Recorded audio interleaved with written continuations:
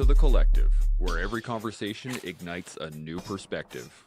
Join us as we delve into the journeys of remarkable individuals, explore the art of growth, resilience, and the power of a shared mission as we strive to be better together. Hey everybody, welcome back to The Goldmine. We have another fantastic show for you, not planned out today. It is International Podcasting Day, and we figured what better way to celebrate than to actually have a podcast. So I am stoked. Now, while I'm stoked, you should be too. Do all the things, like the show, subscribe to the channel, hit the notification bell, do all the good stuff, get your emails when we go live, which is, of course, now Tuesday for The Goldmine and Fridays for The Collective. I'm pumped for this one, actually. You're going to mess around with my newsletter. Right? It's a Tuesday, not a Wednesday. Oh, no, my newsletter. Well, your newsletter, people are still going to get. That's the important part. So make sure that you're signed up for it so that you can actually get the newsletter, and then you're going to be good to go in the future downrange. Now, if you have any thoughts, questions, comments, by all means, put them in the comment section. We can hit those throughout the show. And I am pumped for this. Shaun, what's going on? How does it feel to be a podcaster now? Do you know what's funny? So when I interjected, or more correctly, I interrupted you, I did it meaningfully, because it's a good way for me to see how squared away we are for this podcast today. Because you have your rhythm, and I dig it, and you've done it hundreds of times, and I dig it.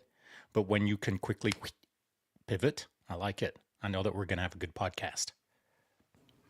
It is going to be a good podcast. I was excited because when you were talking about it earlier, you said, well, we're going to talk about you and all your minutia. Right. And I was like, yes, let's get into the minutia. Secrets of Chance Burles. You know what? There aren't many of them, I got to say. There are not many secrets. Yeah. And look at this right off the bat. DL Tuesday afternoon, gents. Good to see you, buddy. Awesome. This is, so the first question I have for you in regards to podcasting. For you. Yeah, and we're going to get to me in a second. Here we go. I'm a podcaster. What can I say? The first question I have for you is: you at one point shuddered at the idea of being a podcaster. I did. Now, not so much. That's true. Give us a little rundown. How does that feel? I don't like it. It's unsettling. I did say to my wife this morning before we came into this live, I said it a few minutes ago, man, now I'm effectively a professional writer.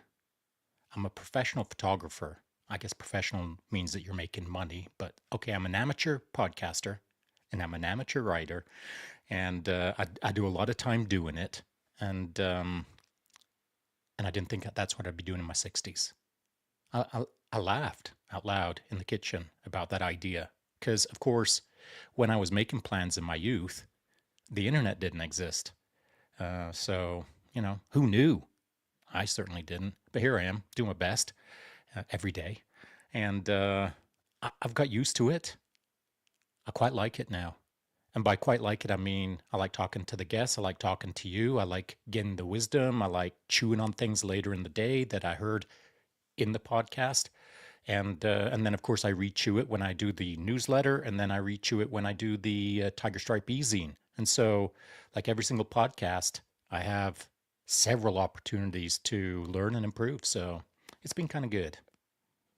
It has been really good. And it's been interesting to watch, too, because there was a bit of a rough exterior initially with both of us when we first started coming into it and trying to figure out how to work with each other throughout all these things, and then schedule people in, and then have the right people to talk to. And then, I say right people to talk to, though, which is an interesting thought, because there is a right and wrong when it comes to podcasting of who to talk to. There is. And I really I'm going to explore this idea a little bit before I dive into it too much on the show. But Dancy jumped in here and said, thank God I thought I'd start drinking again and lost a day somewhere. Let's get Tuesday's ass now. Yeah, good to see you, buddy. And, so today is podcasting day. And I want to talk a little bit about the technical side of podcasting. And you and I have been going back and forth on audio equipment and the actual the interfaces and lighting and all these things. And we've talked about all those things in the other process of it, but yes, I want to get into something. And briefly, but we haven't really we didn't dive ever deeply into the scaffolding or architecture of podcasting. We've never really dived into the behind the wizard's curtain podcasting. There's lots of things that we've never really mentioned in respect to podcasting that I think people would be interested in hearing, more so from you than from me. So, yeah, I think there's a lot that we haven't mentioned for sure. One of the most interesting things that I do when it comes to actually podcasting, though, is like editing. And I want to just touch on this before we jump into it. So DL said, simply showing how you can pursue many aspects in life with the famous sense of curiosity, development through the process where daily betterment is established. This is exactly it. And, oh, there you go. Prime examples of this is Chance, Shaun, Zach, and the list goes on with this collective family, setting the path for others to be inspired. Boom. Boom. I love it. I do as well. Well, actually, hang on a sec. I just want to be careful. I do love it. It's not that I love hearing it because it makes me super freaking uncomfortable, as you know. Yeah. Imposter syndrome, blah, blah, blah. But I love hearing the fact that we're making an impact for someone who is appreciating it. So if they're loving it, I'm loving that they're loving it. I just don't love the feeling of being recognized for it.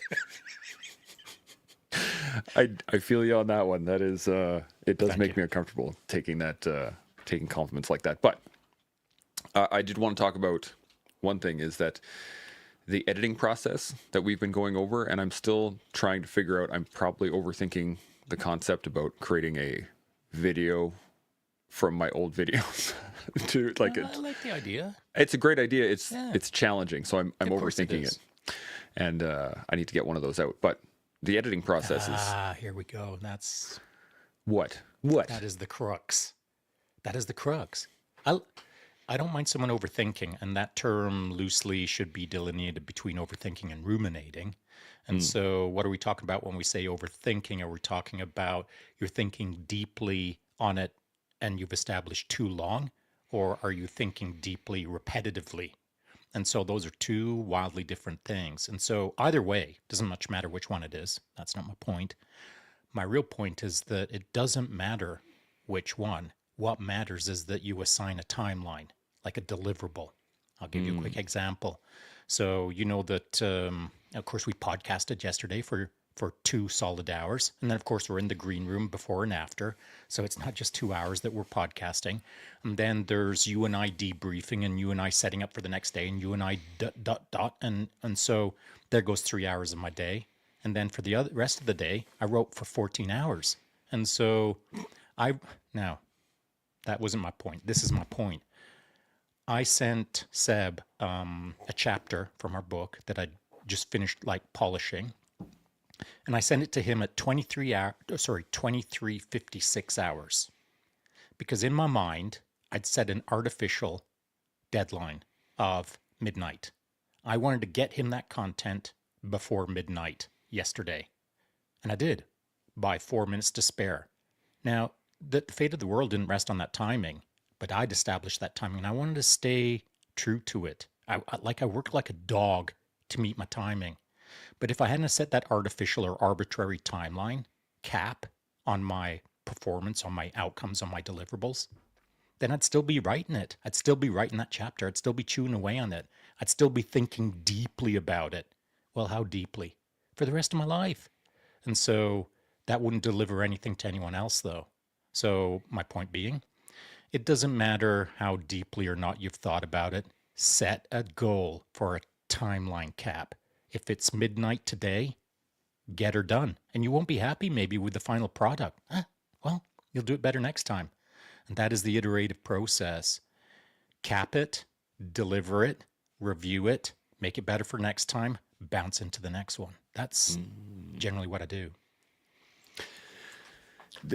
this process specifically that not only have you used, but have instilled within to the podcast itself, which is great because I do give myself these timelines for like You do, yeah. for the clips and all these other things. But the beauty of it is that it spills into everything else. It does. And so like the more you start to schedule things, the more your schedule starts to schedule other things. And then everything kind of becomes it can get a little too rigid though at times. Well, it can, And but you know which- what? But you've got context on that. So Yes. that is an important aspect because, you know, there was a time when we started podcasting when you had zero schedule. Yeah. And so, I mean, a friend of ours who should remain nameless, Tanya, She tuned me up for sure. she tuned you up, yeah, for sure. Yep. And she tuned you up because I asked her to tune you up because I was tired of trying to tune you up and it wasn't really working because I wasn't like, and by tune up, that's like a super harsh word. It was trying to figure out how we're going to get like the scheduling sorted out and all the other good stuff, the behind the wizard curtain admin that Chance is carrying 97% of the burden on. And so, like, that needed to be squared away, and it needed to be squared away fast.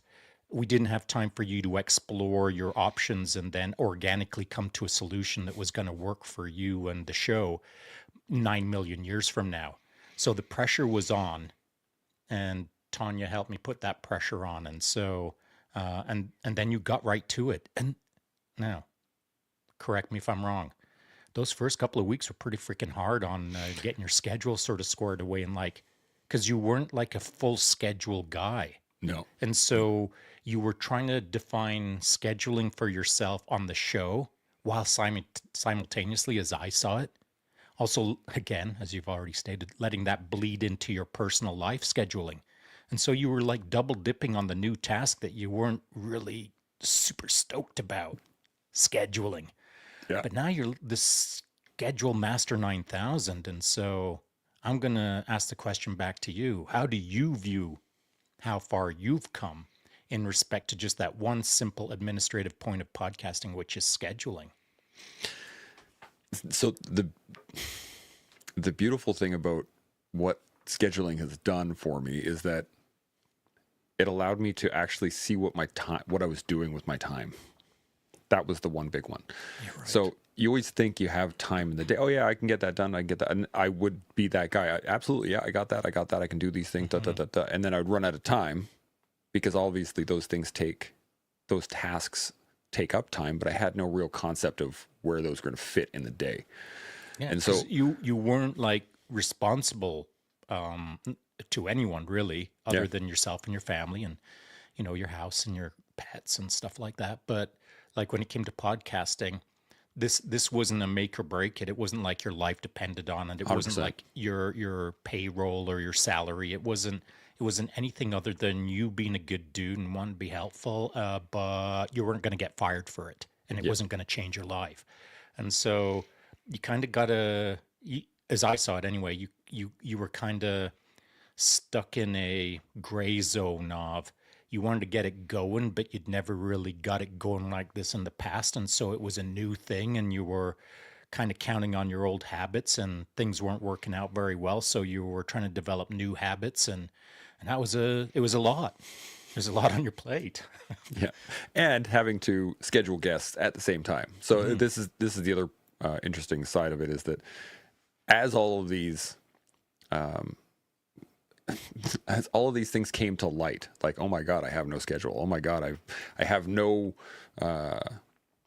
there's no consequence for my time. There's no structure for sure.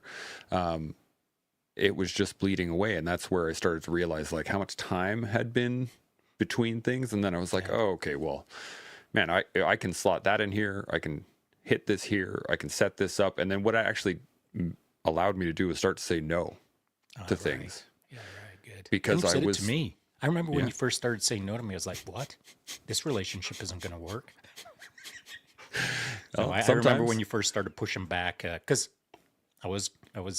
we were moving fast. We had a fiery pace, and we were both carrying about 1 million people's worth of burden on our backs at that point. And so, and I wanted 1,000,001 on your back. And finally you said, hang on a sec. And it's good. That is the natural evolution of anything, I feel. I agree. And the more I did it well, Yes. the better it worked. Correct. And then that allowed me to start to really segment the day. And I can start going, okay, well, this is time for this. This is for me. This is for my family. This is for me. And then they bleed in between each other, right? And sometimes priorities come up and shift and whatever. But having that base level structure, that's the ability to have the routine in place, has made the world of difference because now everyone in my life recognizes my schedule as well. Yeah, they know your pattern. They know my pattern, and then if things come up, we can manage those on the fly. But the scheduling has helped immensely, which leads into networking as well. Because this is an interesting thing. Because I mean, yeah. my wife has called me a social butterfly for years, and I disagreed with her for a very long time. And prime example, my social butterfly kicking in right now, Satch in Motion on the Instagram sites. Good morning, team. Good to see you, buddy. And so by being a bit of a social butterfly, I really enjoy talking to people. I get a lot out of that. So You do. Yeah. it allows me to talk to all kinds of people, get all Now. kinds of information, and Now. then pass it on, which is Now. fantastic now. Yeah, I'm just thinking, I like to think contextually. I mean, there was a time when maybe you weren't as keen to do all of those things. That's true. Yes. It was tough getting started. So the challenge initially was speaking to friends and then speaking to friends of friends, which so there's less of a there's less of familial feeling to it, right? I don't actually know this person, and it's a recommendation There's from less somebody. slop. You know, we There's talk, less ability to like underdeliver. There's less ability to show up as a known quantity and then resting on your laurels based on that known quantity. You're showing up like within the first second when it's I'll call it a stranger, a guest that we had never met. From second number one, they know nothing about you per se, and they're learning pretty quickly in a fast moving conversation. And so there is a way different pace when it comes to speaking with someone who is a good friend versus someone who knows nothing about you. And you pretty quickly were talking to people, we were talking to people who we barely knew anything about. And early in the early phases of the podcasting show, I could see how you did one better than the other. yes. But now I see you as having a good balance. Like it's barely visible to the average person, the average viewer, the difference for you between a good friend and someone who you barely know. Like you found that right balance for you now. Your tells, your poker tells are far, far less. But that was not the case when we first started. And that context is important, of course. And I was the same way myself. The I think one of the interesting things you said there was the fact that there is obviously a difference, right? We're going to be speaking to our closer friends differently than we speak to people we don't know. There's just a deeper level of meaning in what we're talking about. But what I found was that on the show, I kind of started to treat everybody the same. Didn't matter. So there was a delivery, not so much like I'm not a different person, but on the show, it is what's the word for it? It is a pattern. I have a particular style of speech. I have a particular questioning. I have et cetera, that is different than in perhaps real life. And I think that's part of anything. I mean, if you go to a job and you have an office life, you will act and speak in a slightly different manner than you would at home versus with friends versus at the bar versus da. And I think the podcasting is just another realm of that. It is. But here's the important distinction between talking at work or talking at a bar or talking wherever.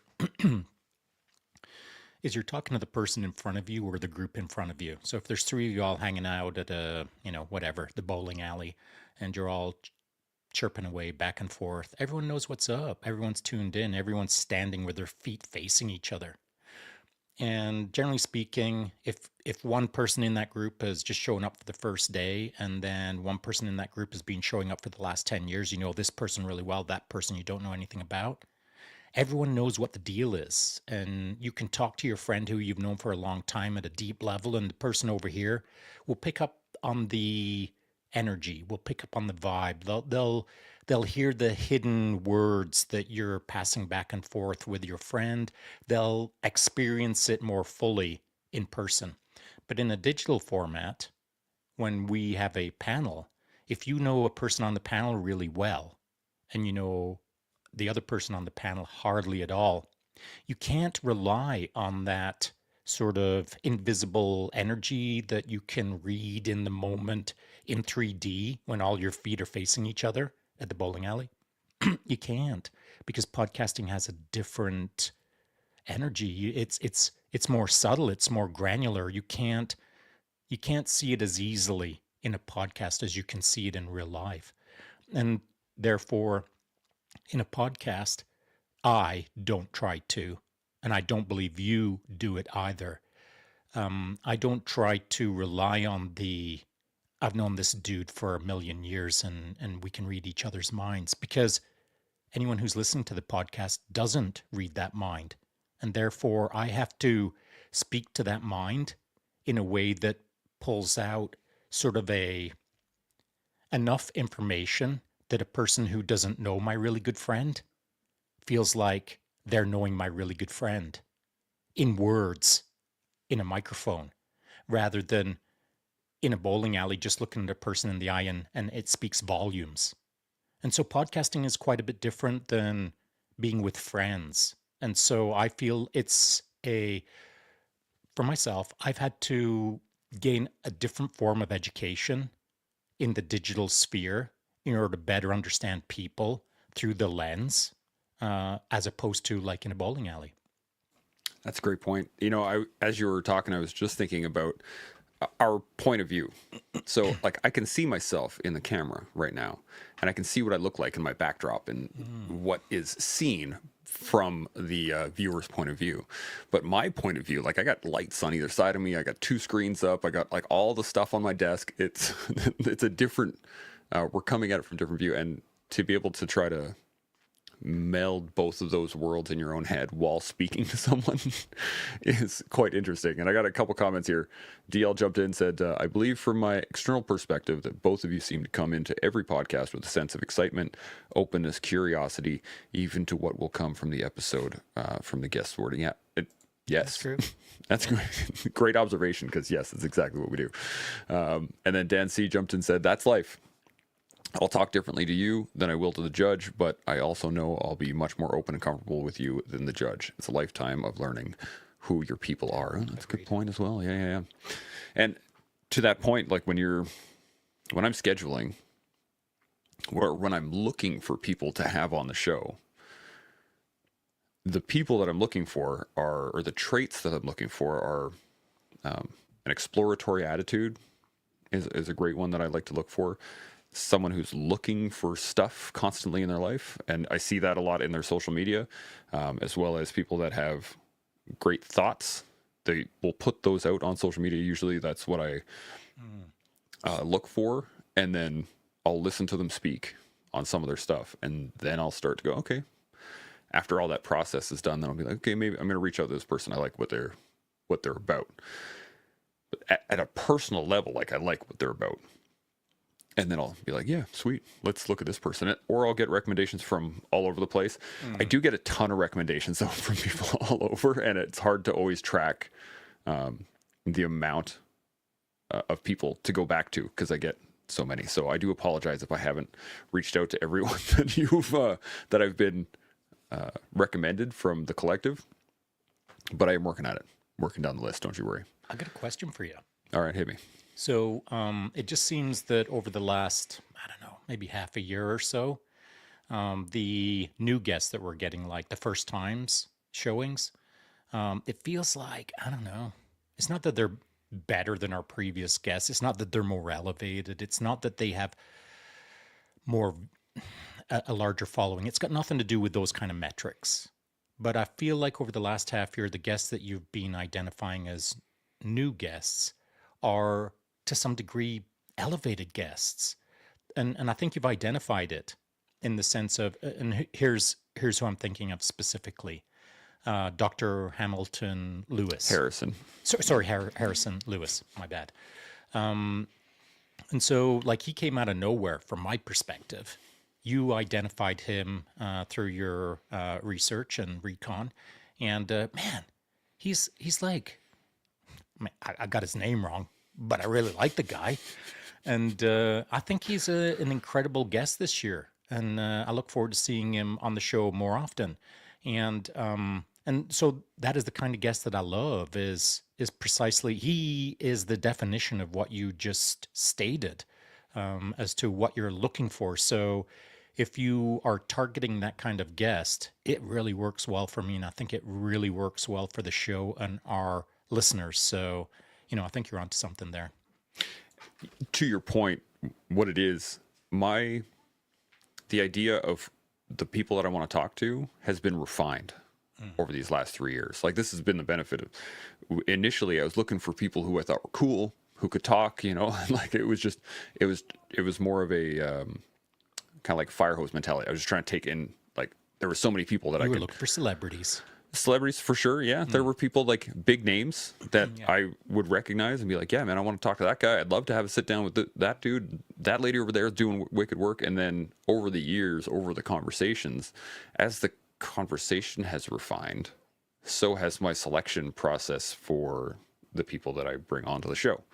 And that's not to say that others aren't up to the task, but my view has refined, if that makes any sense.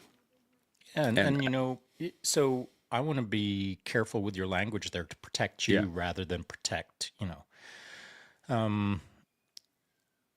there's a ton of people out there that are amazing podcasters and amazing people and highly intelligent, highly experienced, highly influential, highly et cetera, fill in the blank. They're amazing.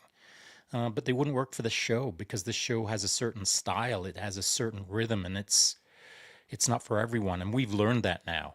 It is not for everyone. And it's got nothing to do with the fact that the individual doesn't enjoy it or doesn't appreciate it or doesn't want to be on the podcast. It's just that it moves fast.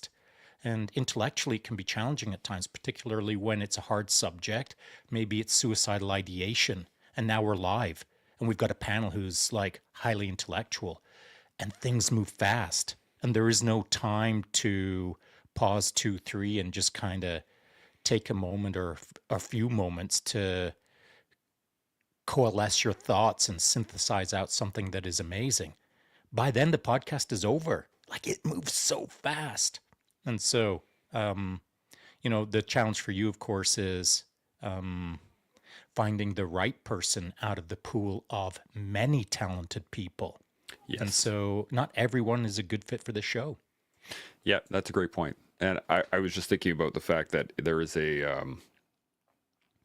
not only does it go fast, but you get called on, like, immediately.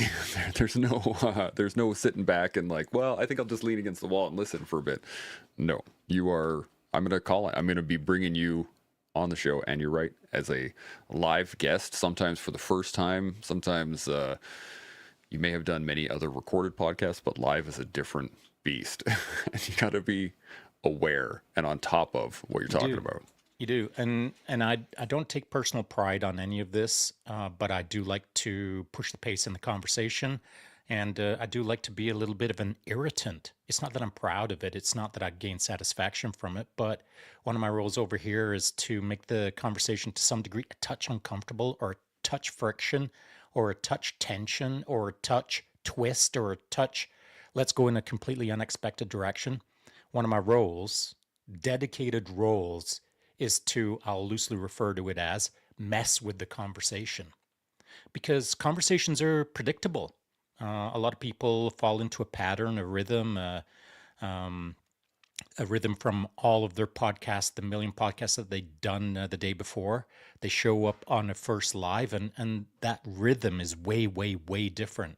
And so sometimes the most experienced podcasters struggle the most with their first live over here.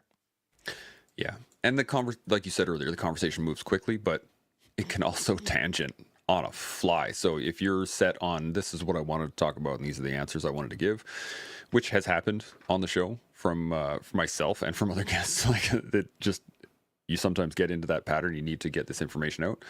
And if you can't follow the tangents, then it's the conversation moves past you pretty quickly. DL jumped in here and said, and sorry, what do you got? that is frustrating for people. Some Yeah. people. Yeah. When they show up with a, like, I know some people who've prepped days to come on the podcast for the first time, and they've got their binder of notes, Hmm. and they barely even crack into the first page of their notes that they took that they wanted to say on the podcast, because the podcast isn't there for their notes. We're there for their mind. We're there for their Hmm. wisdom. We're there for things that they don't even know they're there for, and we don't know, but we'll figure it out in the conversation live. And in order to do that, we have to move around outside of the box and tangentially explore some areas that none of us were prepared for. And that's just the way the show is. Yeah.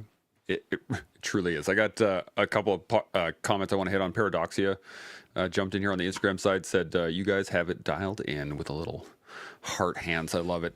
Good to see you. And then we got Dan C jumped in here. He said, that's another benchmark to realize that you're doing the right thing based on your initial vision of the podcast. You know your people, so you know what they want to hear and who they'll listen to. That's a great point. And then DL jumped in with a question. Curious, from each year of the collective, what were your top 3 aha moments that provided deep reflection, which on the backside you absorbed and applied in your podcasting journey? That's a great question. That really is. Ooh, top 3. Well, let's can you think of your top 1? What's the one that sticks up in your head right now? Right now, I'm going to default to an extraordinarily hard phase of our first year, which was Men's Mental Health Month. Yeah. And so that month stands out for me as like almost broke me. Freaking almost broke me as a podcaster, for reals. Like there was there was a pace in that month that I wasn't sure I was going to survive podcasting, because it was freaking hard, man. So we were already doing one podcast a day, and that was in our first year when we didn't know what really we were doing. So not only did we have the pressure of figuring out each podcast each day live, but we also had this men's mental health month where every single day we just chose the hardest topics. We cherry picked topics that no one ever talks about. And it was hard. So hard. Before I'd go into the podcast every day, I'd have to go out and ride my bike early in the morning before the podcast to clear my head. And then immediately after the podcast, I'd have to jump on my bike and ride again to clear my head. And it was such a draining month that I was glad the month was over. And I don't know, man. The reason it stands out to me is because it was harder than I really expected, and Yeah. harder than a lot of things that I've done that are supposed to be or recognized as incredibly hard. That month was as hard as any month I've maybe ever had in my life. And for a variety of reasons, Yeah. by the way, and Yeah. and many layered reasons. And so the reflection after that month was, man, do I want to continue? Why am I doing this? And so it really made me pause and consider, I'll loosely refer to it as, is this sacrifice worth it to do what we're doing? And I decided yes, of course, but it was dodgy there for a sec. Yeah, for quite, and not only that, not only were the conversations really challenging, and yeah, we needed to, I didn't actually get the chance to clear my head beforehand. Sometimes I just went into those things like really raw. And I mean, you saw it, there were a few episodes that I struggled through. One of the interesting things out of that though was it made me deeply reflect on my own personal feelings about those subjects every day for a month. Like I came out of that a much more secure, stronger person than like, but man, it was brutal. It was brutal. Do you remember the name of the Japanese technique where they take pottery that is broken and then fill in the cracks with gold? I know what you're etc.? talking about. I can't think of the name. Yeah. I'll look it up. So that's what I was thinking of as I was talking about the month, is like it was almost like I was simultaneously breaking and fixing myself, like like I was cracking the teapot while pouring the gold in to close up the gaps. And so, like, I came away shinier and better, and rah rah sis boom bah ish. But holy cronkamole, that teapot barely stayed together each day. Yeah, it's kintsugi is what it's called, Okay. gold joinery, and There it is. yeah, I agree. That's exactly what happened. And not only that, it was. I think it was really good for a lot of people. There were a lot of dudes that hit us up after that month that were, For sure. and during that month that were just like, man, thank you guys for talking about that. This has been illuminating. I've learned so much, all kinds of. And there, You know what and there also you go. I think was Dan good? said Kintsugi. Yeah, thanks, bud. Thanks, Dan. I think it was good for the troops or for anyone who tracks what we're doing. It's good for people to see how freaking hard it was on us. Like, it was good for people to see me struggle. It was good for people to see you struggle. It was good to see the show struggle. And by struggle, the show struggling, I don't mean like it was on the edge of implosion, but like we've had smooth shows that month. We had rough shows that month. And even the smooth shows were like, oh man, keep it together. Keep it together. I said that to myself many times in the back of my head on the mic. But I'm just trying to think of one of the other big, deep reflections. So, I mean, scheduling was one of them. But the editing process, like I was speaking of earlier, the ability to be creative. And I guess what the shift point for me, what the hardest point of it was accepting that my creative ideas were worth doing. Oh, And that was the big interesting. shift. So when we were first doing it, I was really struggling doing it. I was trying to copy everybody else's stuff. And then I got to a point that I could mimic what I was seeing out on the internet. And then I was like, oh, well, if I can mimic what they're doing, like I can do stuff too. And then accepting that process of creating my own view of how the show should look on the internet, that kind of thing, right? And then just moving through that process took a lot of reflection on my own ability to be creative, which was okay. So now I'm going to interesting. challenge you on that because Okay. though you were creative, I also know that I was relentlessly pushing you.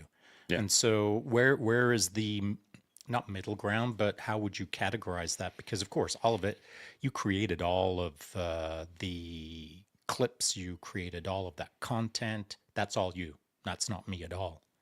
However, I was involved in like relentlessly riding your arse with sometimes an iPad, yes. But like, how do you feel about that creative process when you kind of, you went through that mimicking phase, which was apparent to you and I, and then you started creating your own novel solutions. I'm involved and I'm like poking. How do you rationalize, or how do you come to terms with it in your own mind as to, is that all you?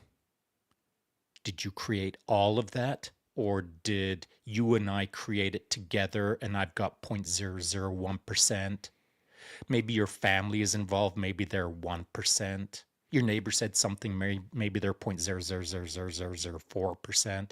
So how do you rationalize that in your mind now between when you first started, where you were purely mimicking, to now where maybe you've defined yourself or categorized as such? It's all me, baby. It's all Chance Burrows, 100% authentic creativity. You know what I'm saying? I'm tracking. I think thinking about it while you were speaking, I would say that it's about a 70-30 mix. So when I'm making That's lower than videos I now. thought. Really?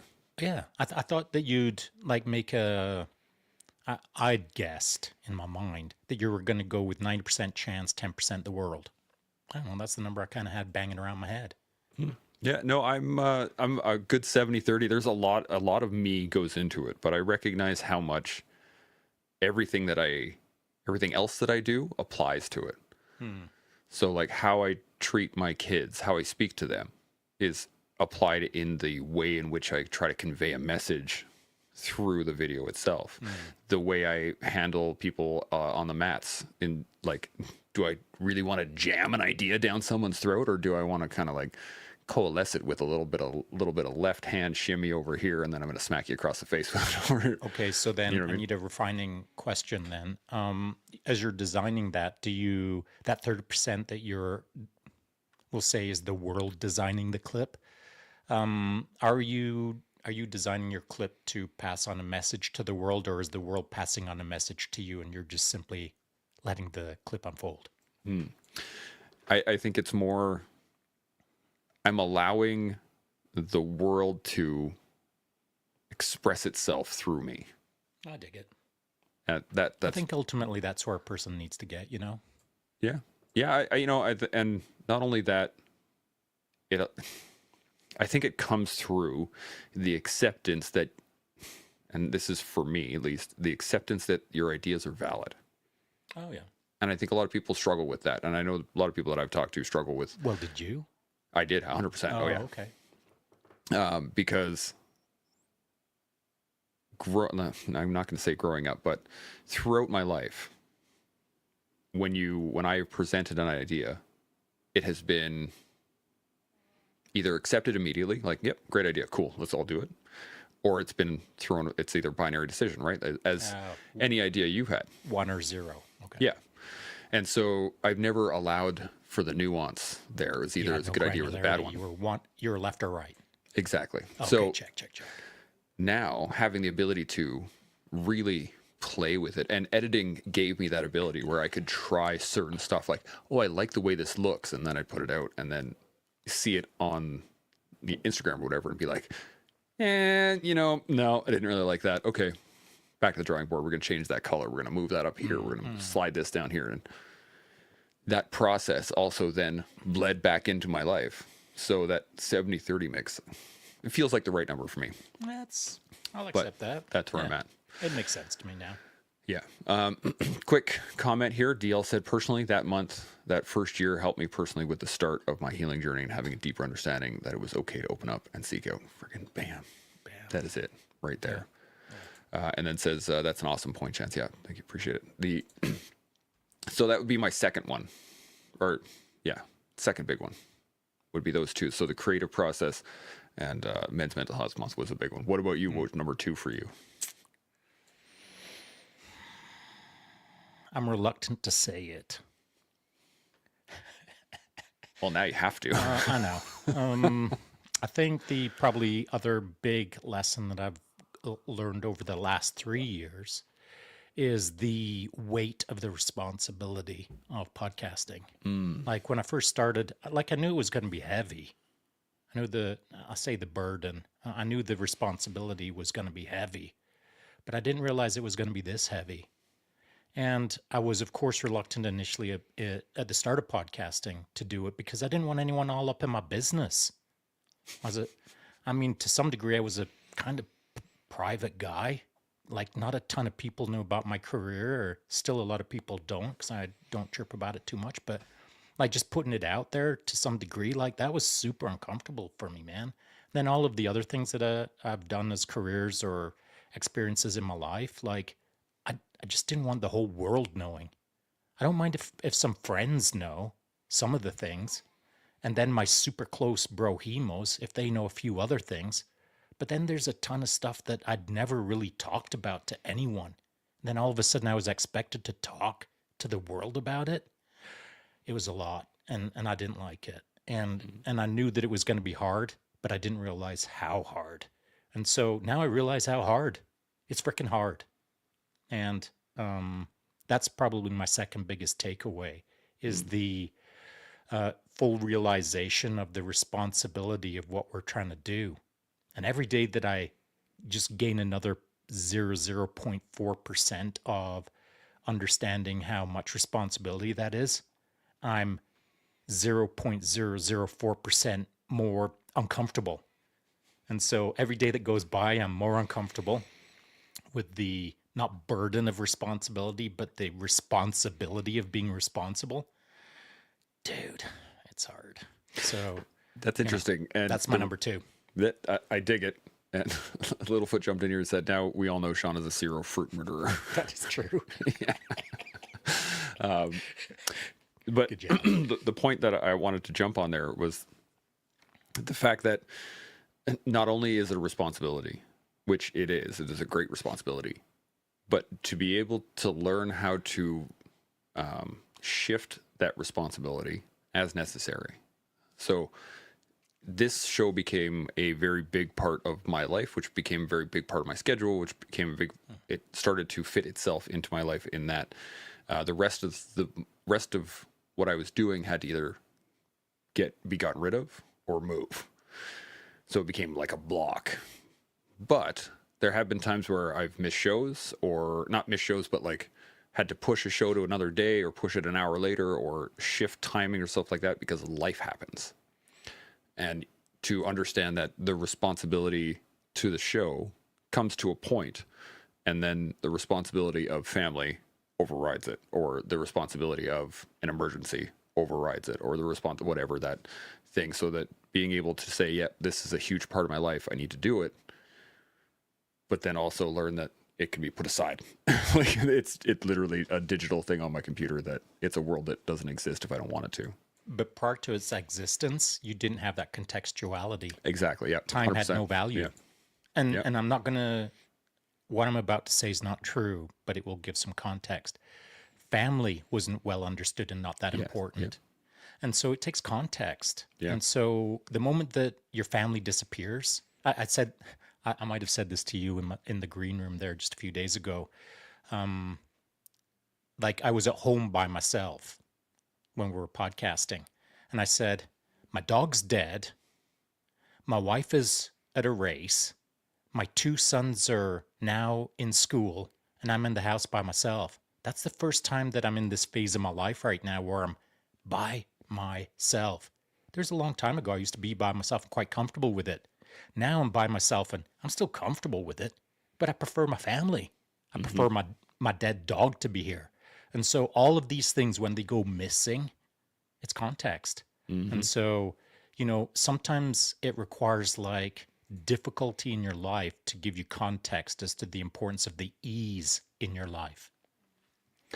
Yeah. Yeah, absolutely. I say, this podcast has been one of the best things to happen to me almost across the board. One of the best things in my life, because it's given me all that context.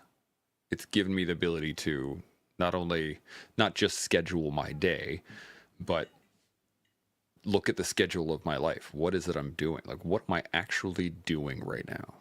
And I have now gained the ability to be where I am. Whereas prior to that, I had no idea, right? I would have been with my kids, like technically there. Physically mentally. in existence, yeah. Exactly. But not there. And now, when I'm with my kids, man, my boys know that I am with them. Yeah, I've seen your shift, for sure. Yeah. And it's a wonderful thing. But it was hellacious that first year. Holy cow. It was hellacious. Well, so I don't know who it was more hellacious for, because generally speaking, my life was a little bit more, I don't know, I'll use the term organized. I don't know if that's the right word, but I felt like I felt like I was a little bit more organized, but then I'm 20 years older than you, so I should be a little bit more organized. But at the same time, like whatever struggles you were going through, plus the podcast, I was also going through my own little struggles, plus the podcast. So though I might have been organized and understand some things that you didn't at the time, I had stuff that I didn't understand at the time that I had to figure out. And so I don't know who had it harder in that first year. Not that it matters. And I don't even care about the answer, but I'm not sure who had it harder, you or I. And again, it really doesn't matter, I suppose. I think perhaps the guests had it harder more than anybody. They had to deal with both of us through the whole thing. That is probably true. My apologies to everyone in that first year. But one of the things about the guests, which is great, and I love the fact that we actually started doing guests right away, because initially it was you and I just talking about stuff, and there's only so much we can do, right? And our ideas can only go so far. Well, hang on a sec. Let me quickly interject. Okay. That is true, but now it isn't true. For sure. Because back then we didn't we didn't know enough about each other. We hadn't figured out our rhythm, our pattern. We didn't have enough we didn't have enough experience together to feel like we can now just literally talk about anything at any time. This is how this podcast came together, by the way. This is how it works for us now. I hit Chance with I was making a coffee. I said, "Hey, do you know it's International Podcasting Day? Let's do a podcast." And so within 5 minutes, I walked into my office, grabbed my hat off my little podcasting hook, as I call it, grabbed it, threw it on my head, and hit let's go. And so, I mean, nowadays we move pretty quick, and we don't need I don't need to go into a 4-day preparation breathing exercise to prepare myself to do a podcast. I can do a podcast at the drop of a hat, literally. And so we've come a long way in that sense. We have far less concern about what the topic is and when we're going to go live with the topic. What I do have more concern for is that I'm not too casual now, because I went from like those first few podcasts, I'd tell my family, like, whisper, don't make any noise. I'm podcasting. I was freaking out. And now, like, it's not that I want like howitzers in the living room blasting off rounds, but it wouldn't bother me quite as much as those early days. If a meteorite landed in my front lawn, it wouldn't freak me out too much while I'm podcasting, because now I'm pretty comfortable podcasting. But am I too comfortable? And these are these deeper fundamental questions that I keep asking myself. I now understand the rhythm, but have I got too much rhythm? Maybe I need less rhythm, you know? Well, and this is the perfect example. Today is a Tuesday. It is out of nowhere. It's going to be replacing Wednesday. It's going to freak people out. A total pattern interrupt. And the fact that we're just chatting about podcasting in general, like, again, it is stuff that we don't normally discuss. It's stuff that we don't normally get into on a day that we don't normally do it, et cetera, et cetera, et cetera. And we've created a nice little rhythm that now is going to kick people in the teeth. And they're what just happened here? Littlefoot jumped in here and said, had to put my 15-year-old bud down. Really appreciate Shaun sharing his post about his dog. It's never easy putting a dog down. That is a rough time period. And so, oh, sorry, go ahead. Okay. So he continues, knowing a T800 had feelings toward his puppers was nice to see that vulnerability shown. True. Yeah. And you know what? That's a good point. It is a good point. And one of the reasons that I do put up posts like that is because I want to share to some degree some of my thoughts and ideas in my life. I know people are interested in my family. And so I try to do a little bit of that, but also putting up those kind of posts is an opportunity for me to work through the moment. And so as I'm talking about, having to put my dog down, or talking about my dog is now dead, these kind of things, I mean, I was going to say very few, not a lot of people want to talk about that in live podcasts, because it's super uncomfortable for them. Well, it's super freaking uncomfortable for me. But if I don't say it, if I just think it, then it's not helpful to anyone. And it's not helpful to me, by the way, by just thinking instead of like having a conversation about it out loud with another person, like Chance. And so I feel it is important to use my social media account from time to time to hit really hard, challenging, not disturbing, but sensitive subjects that others typically don't talk about. And even if I'm wrong or right, it doesn't matter. What it will do is then invoke thought. It will have someone considering what I've said, either positively or negatively, and it will change their life in a way that not pleases me, but makes me realize that my time isn't being wasted. So, the dog being put down is a topic that doesn't get talked about much. And so I don't want to be that guy, but in absence of that guy, I will talk about these things to try to be helpful for others. This is the beauty of the podcast in general. Like, I mean holistically, the podcast as a whole idea is that we get to discuss things that most people don't discuss, because normally when you're live, when you're next to somebody, you don't walk up to someone at the water cooler and be like, hey man, how's your dead dog? Right? How's your dead dog, bro? But this gives us the opportunity to really to sit in a room with people and talk about whatever. And we have talked about whatever. Like, it is, we've hit some really interesting topics. And I actually, someone brought up the CQB episode a while ago that we did in the first year, and I kind of want to go back to it. We could do another re-hit of doing CQB shot. Yeah, I got no problems with that. That'd be super fun. But quick comments here. DL jumped in, said fond memory of Shaun and his toque. Oh, that toque was. Do you know what I was thinking about that toque? I swear I was thinking about it yesterday, and here's what I thought. Man, it's getting a little chilly out. It's starting to move into podcasting toque weather, is what I thought. But yeah, we got the rhythm now, so I'll see how the toque fits in. You can slide it in every once in a while as a little pattern interrupt, maybe which a would little, be fun. yeah, maybe a little treat. And then Deal says, or the famous, I gotta go, be right back, there's a bear outside. That was an epic. That was a classic. I really enjoyed making that clip. And that one, again, Tanya hit me up and was like, you got to do something with the bear. And I was like, I am on it. Like, it was in the middle of making it. It was awesome. Comments on the Instagram side. Paradoxy Official earlier said, truly a pleasure to be on with you guys. It was good having you on. We're going to get her back on as well. Yeah. Blackwater Technical Diving says, but we can all relate to it. It's empathy in regards to your posts that you're putting out. We're all thinking the same. He says, my life is changing, so thank you for your contributions. Some people have no one to talk to, and I am one of them. This is another great thing about podcasting, right? Like, it is. Go ahead. I want to hit this specifically. So, and I don't want to make it overly personal in respect to the individual who put up that comment, but I do know that he's been tracking me for a while, and I do know that he interacts quite a bit. Like, he wants to interact. He wants to be part of the gang. We were talking about this just the other day. Someone wanted to be part of the gang.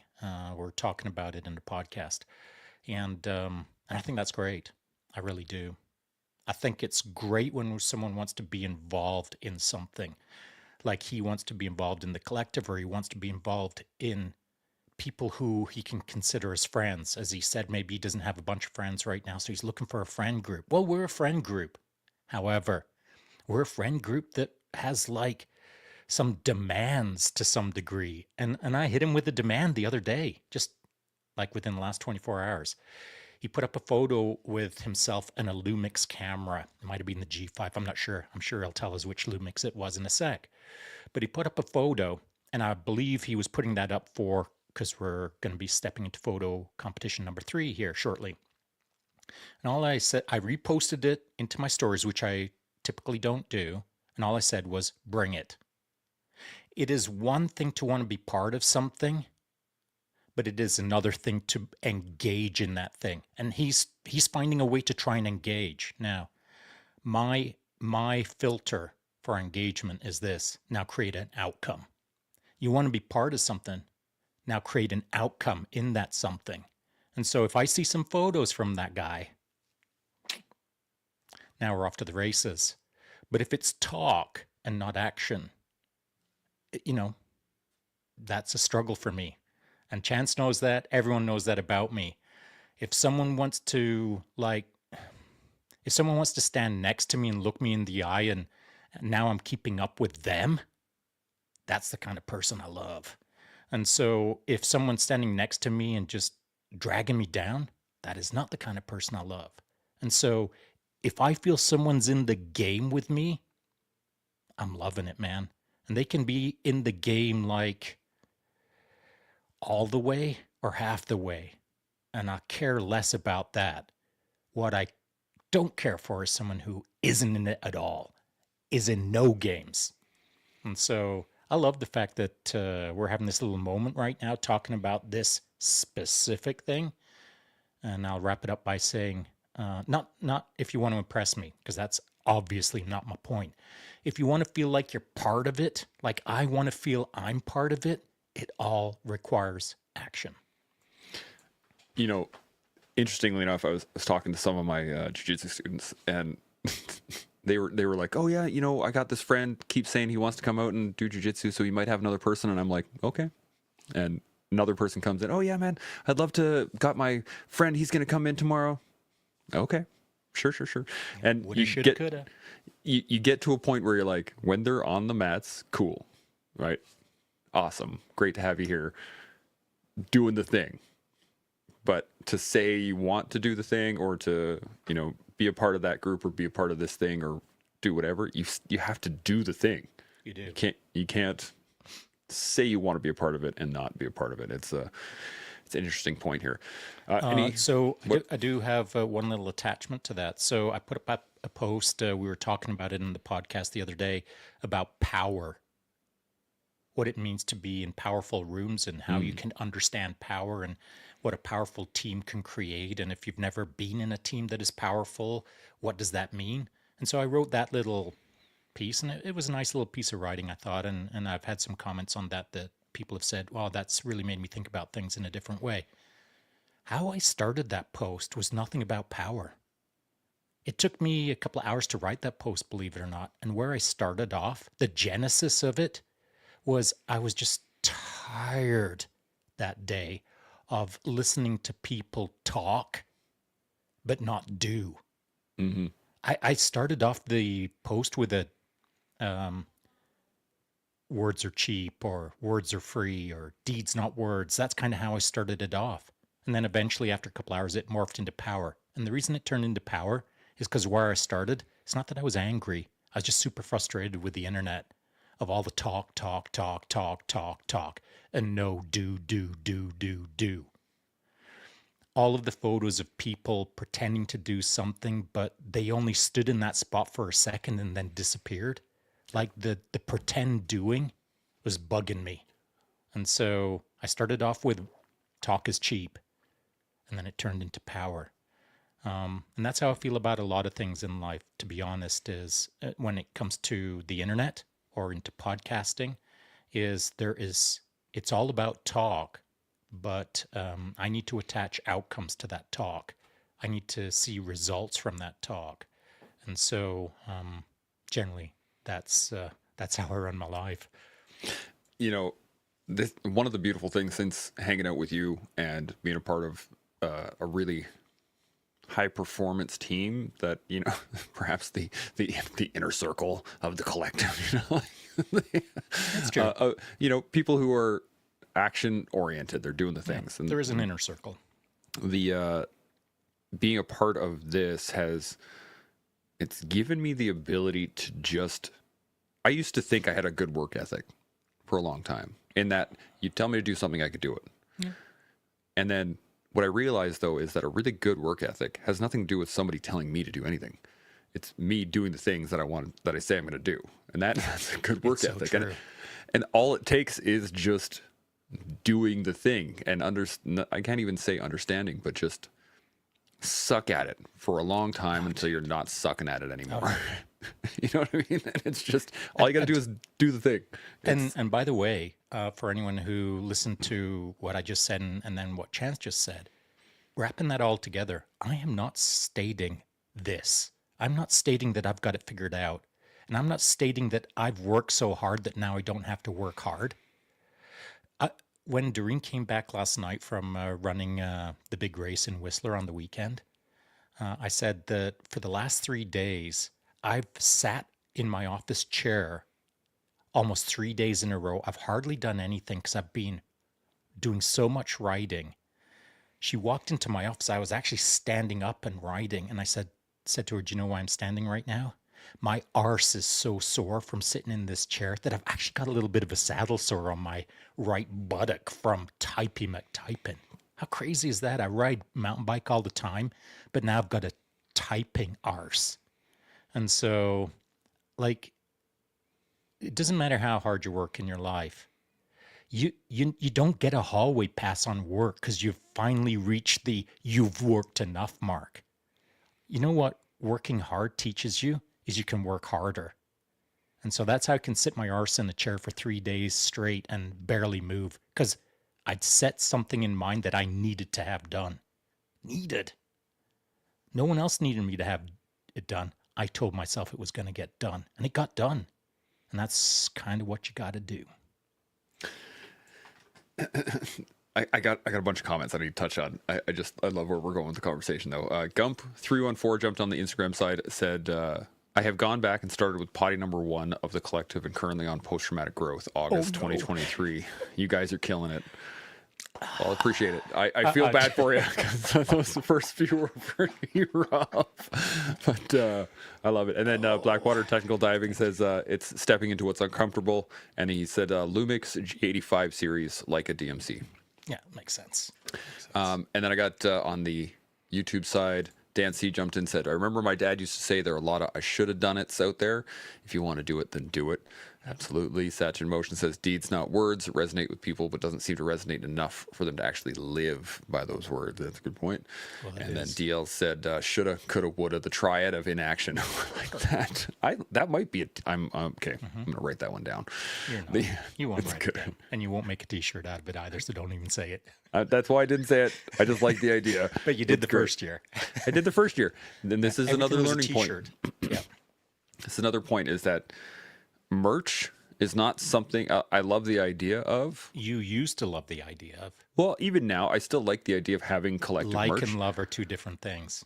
Okay, that's a good point. Yeah. I like the idea of having merch for the show. Mm-hmm. Right now, it is not a high priority for me. Mm-hmm. That's right. Just due to the fact that we got other stuff going. It used to be. Yeah, it was part of the deal. It was a higher priority than having a good podcast at one point. At what point? Yes. You know, I'm just saying. You're absolutely right. And I got this is what I was talking about just a second ago, is that that process in which you just do the thing and you're going to suck at it for a while also shows you what you don't want to do. Yeah, that's true. What parts of that thing do you not want to do? Like, that's just not going to happen. No matter how hard you push, no matter how hard you think that it's part of whatever it is you're doing. Yeah. It's not going to happen if you're not going to do it. And then Deal says, make a T-shirt with Shaun's face and finger pointing. That'd be a good one. Hey, do you know what? Speaking of finger pointing, I have noticed in regards to podcasting that I've developed a little habit that I'm actually not fond of. Over the last few shows, I've noticed that every once in a while I'm like it's not that I'm trying to wag my finger at the internet. A little bit. I don't know. There was a time when I never used my hands, and now I use my hands when I'm talking a little bit to, whatever. But I have noticed that sometimes I'm doing this, and you know what you should do? And I actually don't like the look. It's not a good look, to be honest. And it's not because it feels inauthentic, because I'm just being me. But I can see from the other side of the camera what a viewer is seeing. I'm trying to see it from that perspective. And I know that if I'm like, you know what you should do? You should stop wagging your finger. If I'm doing that, like it's not a good look. So I'm trying to pay attention to, as you said earlier, watching myself watch the world as I'm talking to it and just trying to figure out how to do it better. I don't want to be a showman, but communication requires a certain delivery, and that delivery has to be correct. And so for the moment, I'm going to try to reduce my finger wagging. DL says it's the warrant officer coming out. Yes, absolutely. Dan C says born too close to France. And, I love it. So I kind of want to dive into this because it's an interesting thought pattern. Is thinking of your own point of view when you're speaking to someone is one thing, right? Like, I can see my hand in front of me while I'm speaking, but I can also see it in another corner of my eye reflected at me and how that looks to someone else. And for most, if you don't do this on a regular basis, which many people don't, you never really think about how other people see you except from your own point of view. Oh, yeah, for sure. And now, the fact that we can sit here and we do it every day, I can really see how other people see me, and I can do it in my everyday conversations in real life, outside of the digital realm, which is, it's changed how I interact with people. It's changed how I hold myself. It's changed, like, I sit with better posture now for the show, which gives me better posture walking around, which also helps my jiu-jitsu because I have better posture when jiu-jitsu. Like every one of these aspects starts to bleed into everyday life. So the fact that I communicate on a regular basis here, the fact that I have to listen, I have to moderate a conversation, I have to be able to manage multiple people's thoughts at the same time, that kind of stuff allows me to better integrate to the world around me. It's I'm going to a hit you with a challenging question now. hit me. So you'll have to think about this for a sec, probably. So, what I believe is part of it is less about how you've learned to sit properly while you're podcasting. I feel you've learned how to properly exist within your body through a sense of accomplishment, through a sense of pride, through a sense of I'm valuable, through a sense of I'm capable, whatever words you want to use. Well, before we started podcasting, there were some words that you didn't have inside of you, but now you do. And those are competent words. Those are words that demonstrate your value to yourself. And so I don't think that the human skeletal system adjusts itself via podcasting.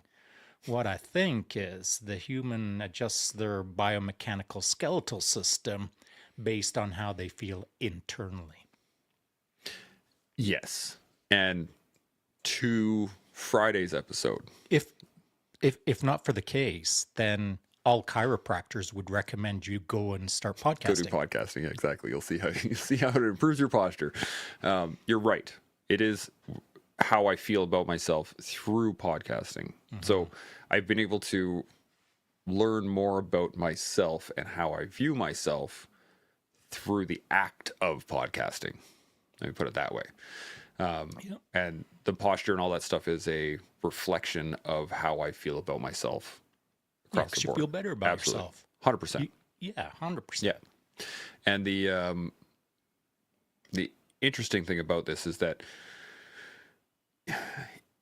you would never have a chance to do this without speaking in front of crowds, without, like, prior to the internet, prior to this capability, the physical, the digital realm.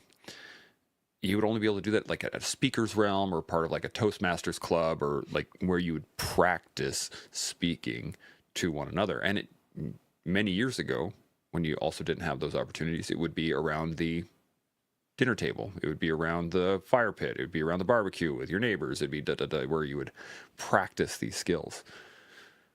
And I'm conceptualizing that this has kind of become the new backyard, the new neighborhood hangout, the playground, The campfire. Yeah.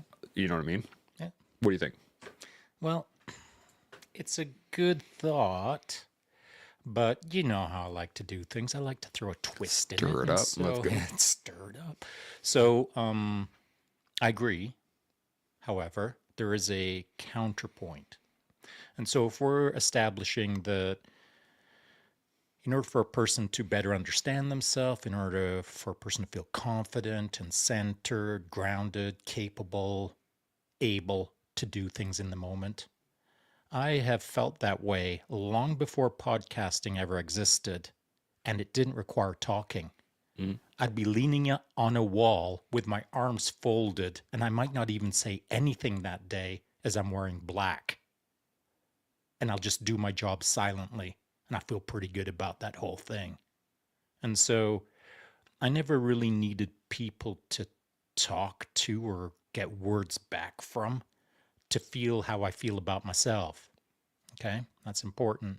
However, having people involved in your life through podcasting or leaning against a wall and staring another guy in the eye and he's leaning against the wall and now we're having a conversation.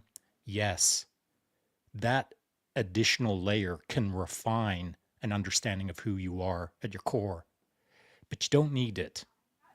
You can do that yourself. It just takes longer and it's harder. It's less efficient, but you can do it. But it's easier to do with these. I mean, like right now, what we're doing, we both grow today based on this conversation. And so I'm not saying you shouldn't seek these kind of things. What I am saying is that you can grow in absence of it. And so don't feel desperate to start your own podcast. Yeah.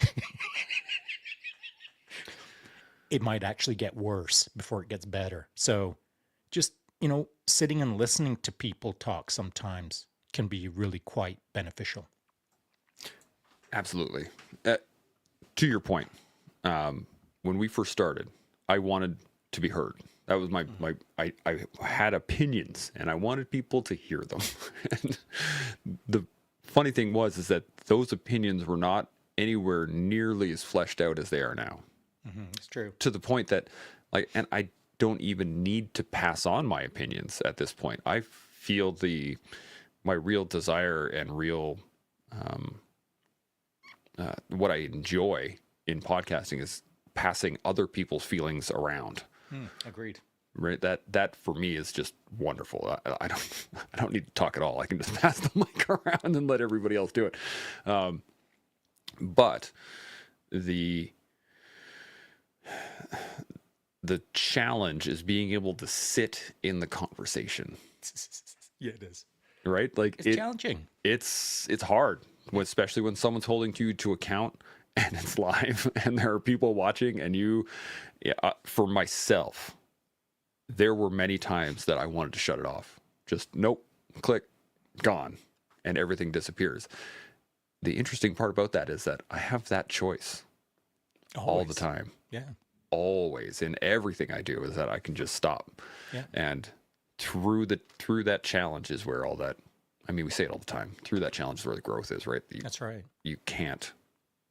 I can't say you can't learn that stuff without challenging situations, but you won't learn it to the depth. Yeah, you can say that. I believe it. That it would be my gospel. Well, I don't, the other thing I've learned is that I can't take anything as gospel. Everything is a general guideline. And if it works, then it works. And until I find something else that works. My definition of a gospel is someone who gets, and this is not a religious statement, it's not like a defined statement, it's just someone who gets in front of the microphone or someone who gets up on that podium and starts talking about something they believe in. Yeah. And it doesn't have to be like so true that it's the only truth in the world. It doesn't have to be so defined that everybody has to understand it.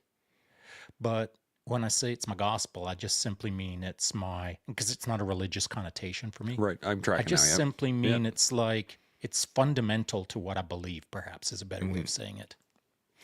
Well, and once you can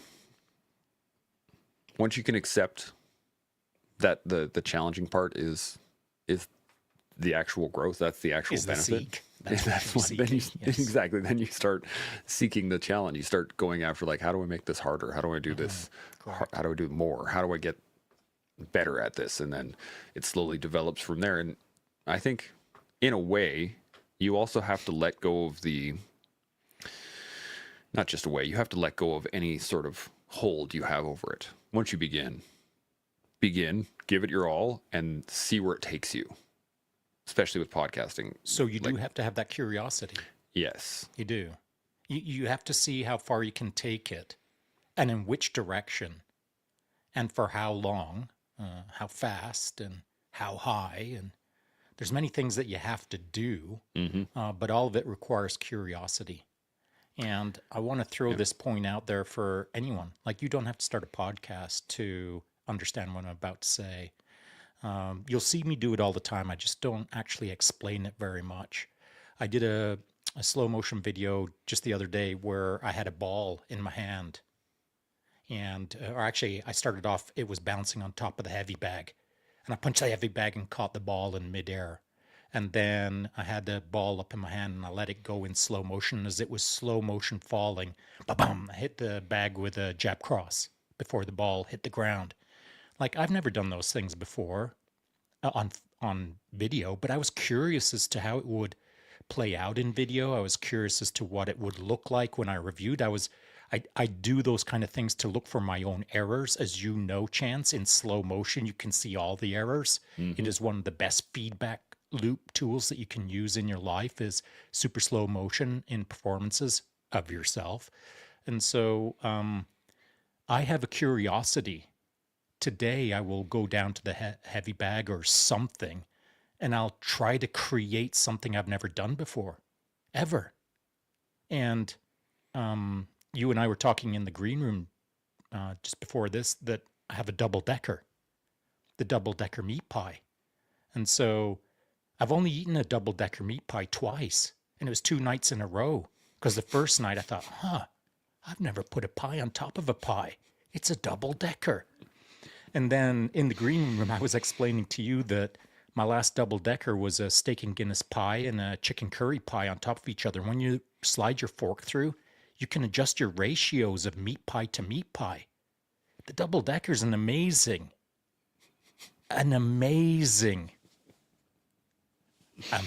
food group. But it was a curious discovery that I've never seen anyone do. I'm sure loads of people do it. I've just never seen it. So the double-decker is novel to me, and it was my curiosity that created it. Now my mind wants to see a triple-decker.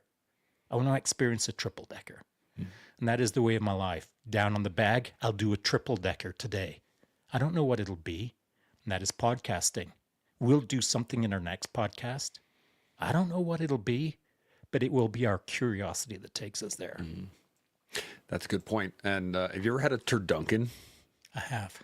I've never had a turducken. I want to try it at some point, but you made me think of a triple decker. I was like, a turducken? Yes, that would be amazing. I got DL jumped in here. Was talking about, could it be a portrait of your inner comfort displaying itself? Ooh. Yeah, for sure. That's a great line. Yeah, absolutely. And I'm going to hit you with any final thoughts. We're almost at an hour and a half, and I'm all up in the pattern interrupt, so I'm doing things crazy right now in timing and distances. So I'm good with that. I'm good with that. Any final thoughts on anything we've talked about today, podcasting in general? What do you got? Yeah, I do. Are you ready for the pattern interrupt? Hit it. Do you have any final thoughts? Yes. Okay, here we go.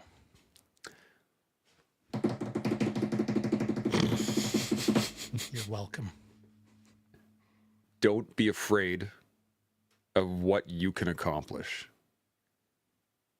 And I'm going to, I just Well, don't be let afraid it of hang there. Like, what? Yeah. I'm trying to fill the sentence in. No, don't be afraid of what you can accomplish. That's it right there. And because Put that on a I t-shirt. was for many years, I was afraid of what I could actually do. Really? And that held me back for a very, very long time. Yeah. Why? Why? Yeah. Why was I afraid of what I could do? Yeah. Oh, well, because that's a long story. That's a whole other podcast. Who cares, man? Let's have it. Crystallize it. Synthesize it into 60 seconds or less. That's right. That's Because then I would be responsible for the outcome. Oh, I like it. Yeah. And for many years, I did not feel prepared to handle the responsibility that came with the outcomes that I wanted. And now I am. So was that a little bit of... A little bit. Sure. Yeah. Yeah. Yeah. A little bit. Yeah. Yeah. And that's okay. I'm okay It with is it okay. now. Well, It's a good thing. It is okay for you to hear it now. I bet you wouldn't have taken that too well back in the day, though. Hey? I would not have taken that night. love No. it. And it would have been, And there you know would have what been I some would have done? words. For sure, I would have done it. Yeah. Yeah, years ago, if I would have been like, oh, I see what's going on here, I would have been strutting around you in a 360 doing a...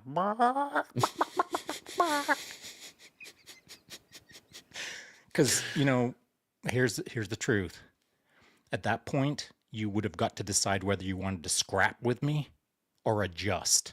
Mm-hmm. And either way, whatever, man. And so if you were going to punch me out, okay. But at least there would have been a change. There would have been an adjustment. There would have been a new outcome. I can't help myself. I like to poke the world a little bit too hard sometimes. And that might have been it. Back in the day, you would have punched me out. I would have poked too hard. Well, I would have tried. Let me put it that way. You could have. I mean, who knows? Not I mean, at that point in time. You're punching me from 10 feet high, Yeah. from 12 feet tall. Bam. Speed is different at that. Dude, you could have actually buried me 6 feet under from that height. I'm such a short arse. But my point is this, that, if I got to stay true to myself, and back in the day, I would have been hassling you, just like I hassle you now. And if I stop hassling people, and I die, I'll be regretful that I stopped hassling people, because that's feels true to me, feels right to me. And it's not that it's mean spirited. I just like I like to do what I like to do because I know it creates change. Yeah. Yeah. I mean, and this is, I think you're right. That's what I needed. And that's what you did right off the bat. You asked me the It's question. true. I'm going to set a pace. Are you able to keep up? That And that was literally my exactly first what I needed to challenge you. heard, right? Okay, yeah, obviously this guy's going to go hard. And I had no idea. No idea. But I just kept up. That's all I needed to do initially. And then once I kept up, I could run with you. And then once I was running with you, then I could just keep going. And now I can friggin' give her Yeah, at this point. now I'm trying to keep up with you. Well, that's the point. And, I had an interesting thought. This is another side note. Now it's your fault that you're Now it's my stretching fault. out the 100%. podcast. And pattern interrupt. It's on you. You're the host. I'm just a co-host. This is the beautiful thing that I was thinking earlier. When I was in the military, there was a point that I started to rest on my laurels. And I was thinking about it. I was trying to figure out why I did. And it was when I got in and I started doing all of the training, like basic and all the courses and stuff, I surpassed a lot of my Peers. instruction staff just in physical. Like I could run faster, I could do some more push-ups, whatever, right? Which means nothing in terms of the actual military That's true. lifestyle. Yeah, but still, it's But not. because I could see it and I could run faster than them or I could run longer than them or whatever it was, I was like, well, what does this guy know? And just every time it happened, I was like, oh man. And my personal drive in those moments just got taken out by a notch. And I was the one taking it out, right? So there was this. It's understandable. I mean, like, I was thinking about that just the other day. In fact, I was thinking about it after we came out of the podcast with Dean Stott and the gang. And I said specifically in that podcast, I believe that I'm not sure what's going on with the U.S. Army right now, but I've seen recently that some of their social media, they're talking about how there's standards to be achieved, standards must be met, the standards must be raised. This is what you're supposed to look like, chin up, chest out, back straight, all of that stuff. Like I was seeing this reintegration of higher standards-based requirements, and I thought, good, great, standards, mandatory. And so as we were talking about that with Dean and et cetera, I was thinking about, like I have to be careful when I make those kind of comments because I know we've got listeners who, some of them have kind of given up on their standards.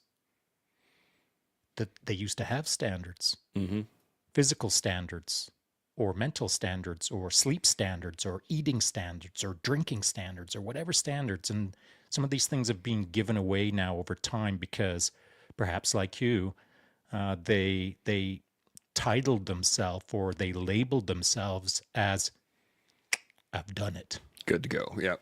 Good to go. I don't ever have to do that again. I used to do a push-up. Now I don't do them anymore. Standards. And so the standard will always keep things in check if you have standards. It's when you give up your standards. And so, there was a time, I guess, when you gave up your standards and now they're back in place. Yep. As they should be, right where they need to be. Correct. And interesting part about the standard is it sometimes takes time to figure out what that standard is. Like, what is your standard? What is your standard is different than what is my standard. What is my kid's standard is going to be different than what your kid's standard is. And understanding that it takes time to develop that, and it goes as fast as you want it to, right? Like, Or as slow. Or as slow as you want it to. But it is our choice to set those standards and where we put them. And then we just keep them there.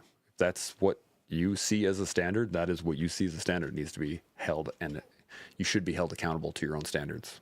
You should, but I will say this. I'll give everyone a little bit of, not slack, I'll give everyone a little bit of grace, including myself. Because like this morning I was, got up, dropped down on the bathroom mat to crack out some knuckle push-ups, heading for 22. And my shoulder's bugging me so much that I didn't get a full 22. And I was like, oh, that sucks. But this is life, man. Like, it sucks that I didn't get my 22 in because of my stupid shoulder, but it wasn't for lack of trying. Like, my standard is still, bang it out and get on with the day. So I feel like I kind of did that, but I didn't meet my minimum baseline, as it were. But I can give myself a little bit of grace because of my shoulder.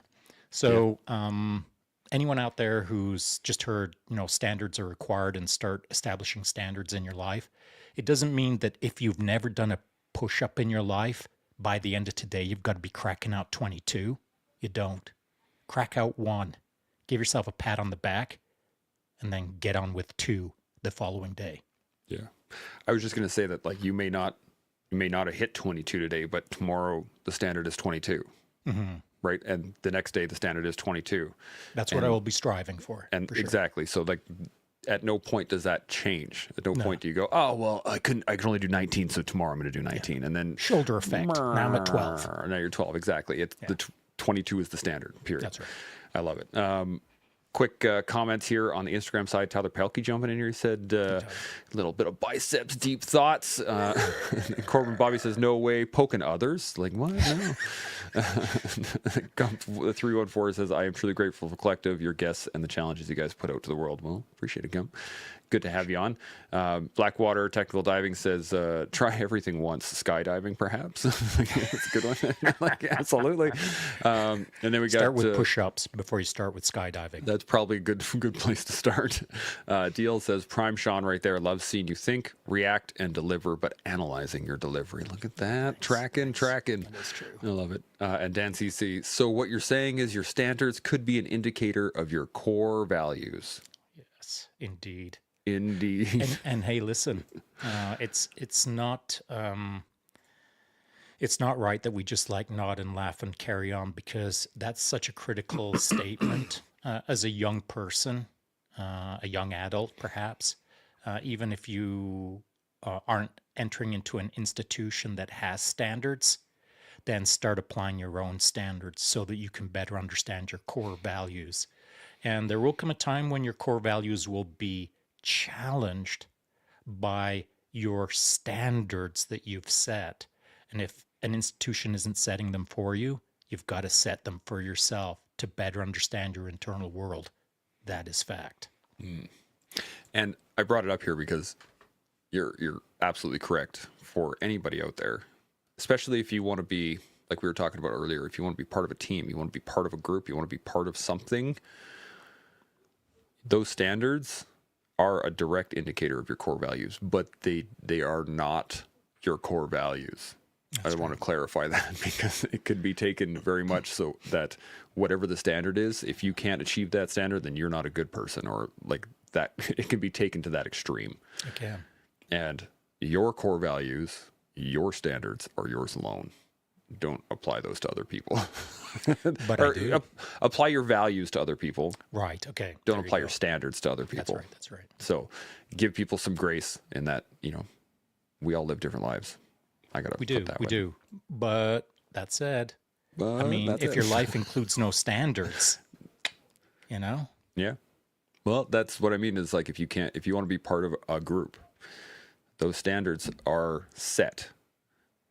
So, like, you can't say, well, I don't have any outcomes and I want to hang out with the Collective guys. Well, we're going to demand outcomes. So then this is going back to what I'd said earlier. Yes. In respect to the Lumix moment, and it is this.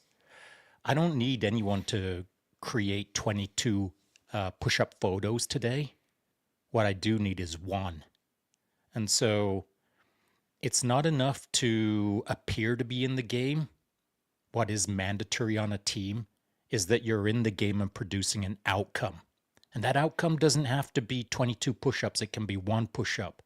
But there has to be something tangible, something measurable, something contextual that can then be used as a metric to bounce off of. Eventually, it's 22 push-ups. And then eventually, it's 222 push-ups.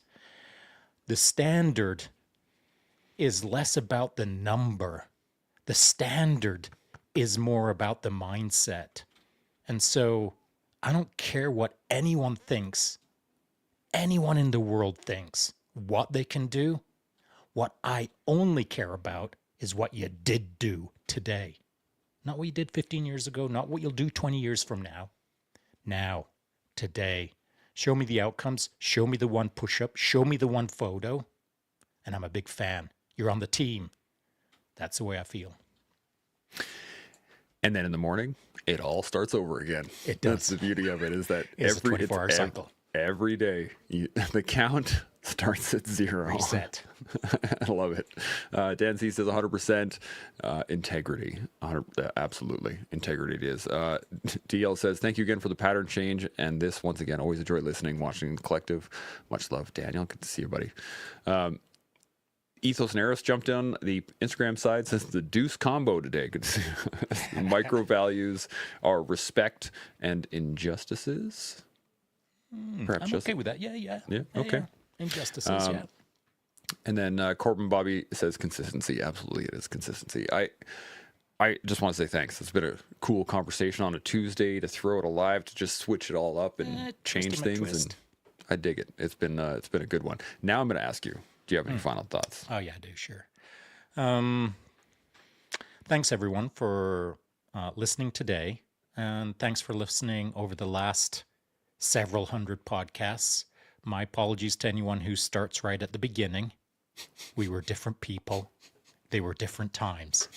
If you want to know what we're really all about nowadays, just keep up with us on the modern podcasting scene this week, next month. We've been putting out some good content all year long. And so if you don't have time to watch a full podcast, then maybe pick up what the newsletter's putting down to look for some little brain candy, and that might encourage you to dig into the actual podcast itself. Yeah.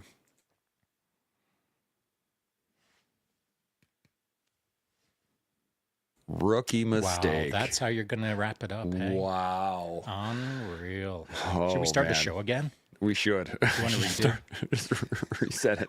Give her. Oh wait, no, we're live. We can't do that. Oh yeah, right. I just want to point out the fact that Operation Pegasus Foundation jumped in. Timmers is in here. He says airborne, and then Sonny Solomon 91 says Chimo and airborne's men. Absolutely. This is. I do want to say thank you. This has been just really great to explore and chat, and I can't thank you enough. I got no final thoughts for the day. So as we all continue to learn, build, and grow, we'll see you on Friday. Chimo. Thanks everybody for watching and being part of the collective. If this has sparked any thoughts or resonated with you, let us know in the comments.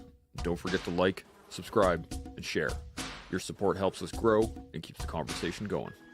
We'll see y'all next time.